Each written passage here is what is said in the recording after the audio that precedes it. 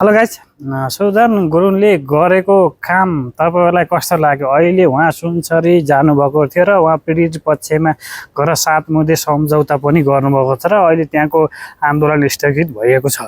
र तपाईँले अहिले सुदन गुरुङले गरेको काममा तपाईँ कतिजना सन्तोष हुनुहुन्छ, राम्रो काम गर्नुभयो भन्ने साथीले यो भिडियोलाई लाइक गर्नु होला र स्क्रिन गरेर हेरिदिनु।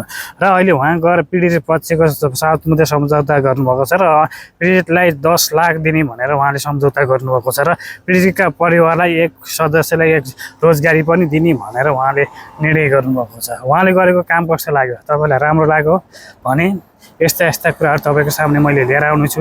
हजुरले सक्दो यो भिडियोलाई हेरेर साथ दिनु होला र नयाँ कुराहरू पनि तपाईँको सामने मैले ल्याउने छु।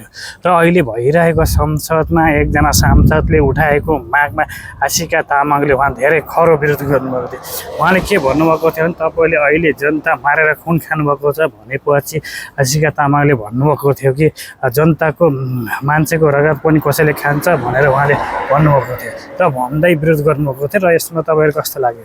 राम्रो लागेको साथीले यसलाई सक्दो सेयर पनि गर्नु होला, नयाँ साथीहरू हुन्छ फलो गर्नु होला। यस्ता कुराहरू तपाईँको सामने मैले लिएर आउने छु, हेर्दै जानु होला।